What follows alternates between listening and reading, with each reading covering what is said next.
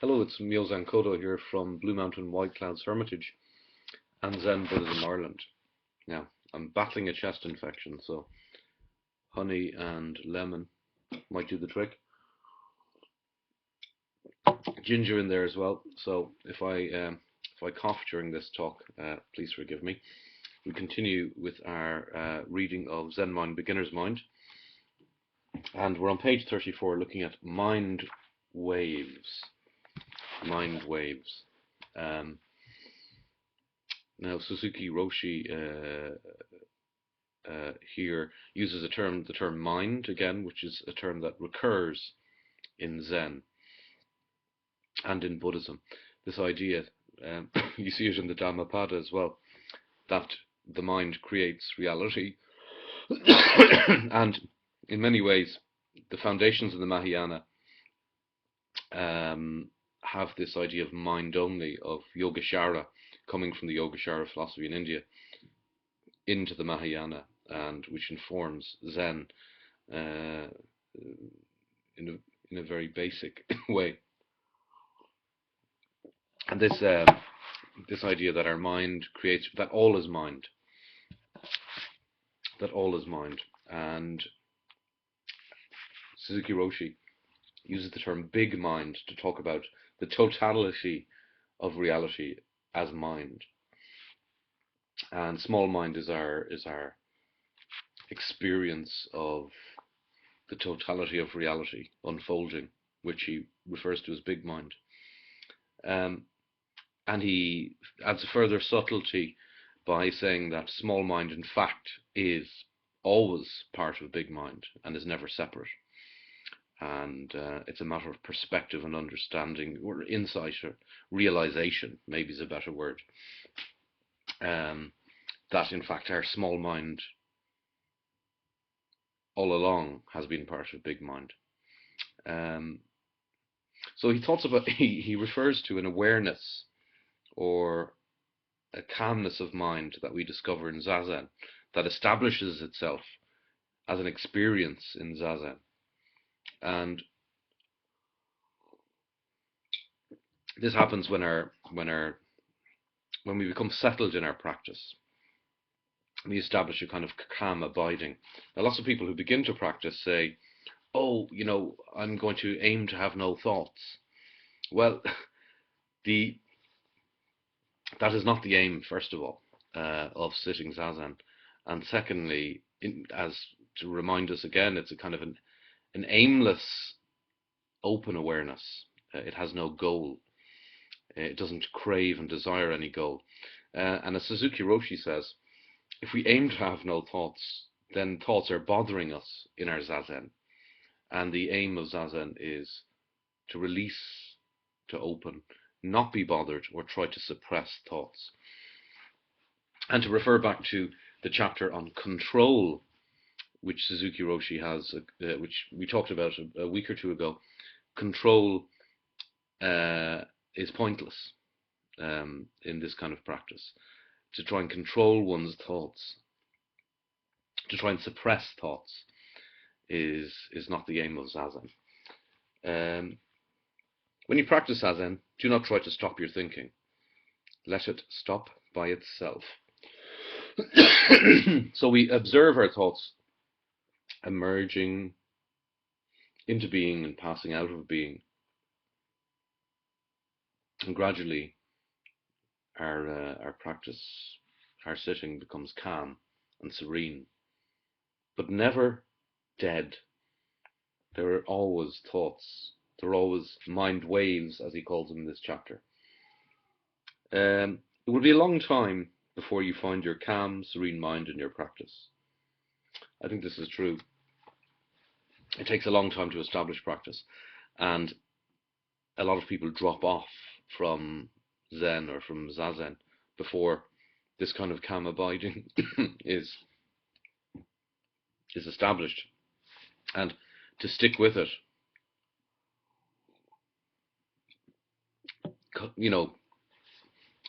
through good times and bad times, to just sit as a practice daily is the key, beyond discrimination.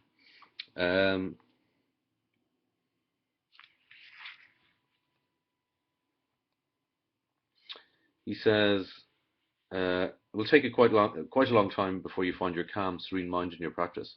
Many sensations come, many thoughts or images arise, but they are just waves of your own mind. This is again the Yogashara understanding of mind only. All is mind, and we see it here in Suzuki Roshi, and this idea that which we see back in the in the early Pali canon as well, where we see this idea that we create our own reality again using our mind. Suzuki Roshi says that our mind contains everything already, and that this is a kind of a the true understanding. I'll try and quote it directly. The true understanding is that the mind includes everything. When you think something comes from outside, it means only that something appears in your mind. It's kind of an idealism. This understanding that all is mind. And I think back to Bishop Berkeley. I remember my philosophy in school, in college, and Bishop Berkeley had this idea that everything is mind, and that that everything that is outside conscious, sentient beings' consciousness is in, as he would see it, the mind of God. Bishop Berkeley, the great Irish philosopher. So I mean, this is a different idea, but has some similarities. You yourself make the waves in your mind. If you leave your mind as it is, it will become calm. This mind is called big mind. So again, we see discrimination being set aside, neither being for or against the experiences that arise. That with our basic background awareness, calm awareness, we enter, I suppose, the realm of big mind. That everything is included with your mind is the essence of mind. To experience this is to have religious feeling. Even though waves arise, the essence of your mind is pure. It is just like clear water with a few waves. Actually, water always has waves. Waves are the practice of the water. To speak of waves apart from water, or water apart from waves, is a delusion. Water and waves are one. Big mind and small mind are one. So, samsara and nirvana. Nirvana is already here for those that have woken up. For the realized ones is the suggestion, I think, in what Suzuki Roshi is saying here. Maybe that's why Zen is so difficult. You're trying to sell water by the river. You're trying to say, you've already got it. I can give you nothing. Zen, the teacher can give you nothing. The flower can be held up, but you cannot make Maha Kashyapa see. So, in a way, the Zen teacher is a kind of a redundant figure in one way, and in another way is absolutely instrumental in guiding. And one does need companions on the path, and particularly maybe companions that have practiced a long time. When you understand your mind in this way, you have some security in your feeling, as your mind does not expect anything from outside. It is always filled. A mind with waves in it is not a disturbed mind. Okay, so enough of trying to sit and become a zombie, I suppose. Enough of trying to sit and become stone, rock, a mountain, dead, unconscious. No. In a way, as is often said, it is ordinary mind that is the way. So we sit in calm abiding, and allow ordinary mind to take its course.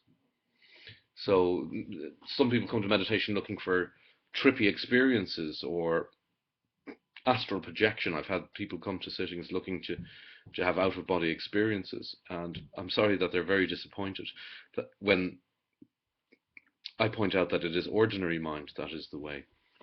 Um, whatever you experience is an expression of big mind, as Suzuki Roshi would say it. The activity of big mind is to amplify itself towards various experiences.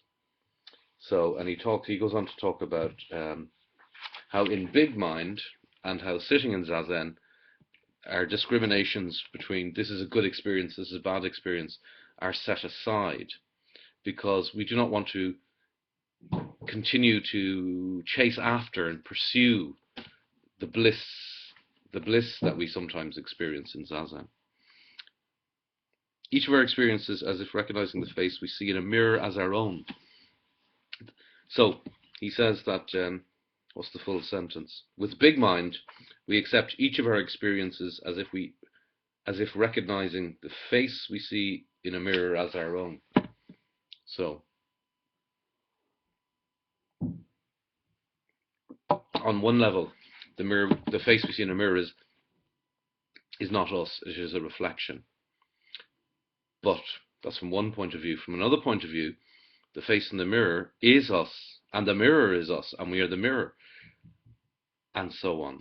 And this is big mind. This is the non-separation between the illusory self and the illusory selfhood of everything else that exists, the myriad things, and how in fact there is a self from another point of view, and the self is everything without boundaries, existing moment to moment.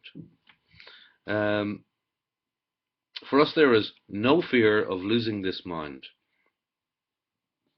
There is nowhere to come or to go. There is no fear of death, no suffering from old age or sickness. Because we enjoy all aspects of life as an unfolding of big mind, we do not care for any excessive joy. So we have imperturbable composure. And it is with this imperturbable composure of big mind that we practice zazen. So zazen is the kind of crucible of big mind. It is the place where we open up to what was there all along, and we open up to what we have always been part of, and even our relative small mind is part of that wider, bigger picture. It's as if we've been walking around with a paper bag over our heads and just see a little bit out through a hole in the bag. Then we take the bag off and have this panoramic vision, which is big mind. Now, I have one caveat on that. Anything you say in Zen is also, in some senses not true as well as true, depending on the perspective. So, if my paper bag analogy sounds like Plato's cave, where the characters are chained in a cave and seeing shadows projected on a wall, and taking that only as reality, and then they escape out of the cave into the sunlight above and see the richness of all the world, and this is reality, and that what they thought was reality is in fact an illusion. No, from a Zen point of view, the shadows themselves are also reality, and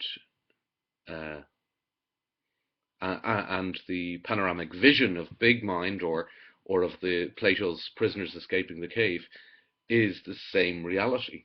There is no difference between that panoramic view and that limited view. It is only a difference of understanding, according to Suzuki Roshi.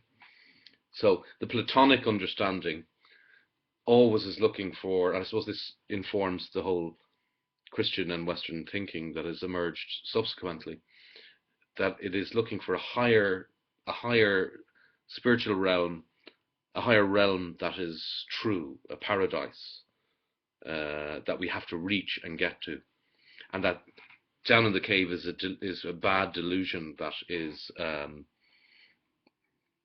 false. Well, Zen totally breaks open this kind of idea and sees that nirvana is samsara, and samsara is nirvana, and it's a matter of understanding and realization. So I guess this is the development of the Mahayana um, compared to some of the earlier understandings in Buddhism. So I think I've rabbited on enough with my chest infection. So thank you for indulging me. We're going to move on next week or the week after, whenever, to the marrow of Zen, page 38. So if anyone wants to take up this, I mean, I think it's getting a big enough audience on YouTube, but if anyone wants to actually participate, you're more than welcome. Just drop me an email at myozankodo@gmail.com, myozankodo@gmail.com, or drop me a message on the Zen Buddhism Ireland Facebook group, where you can also contact me.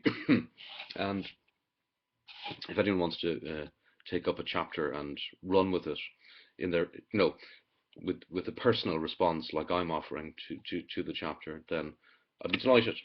Fantastic. So thanks again, and look after yourselves.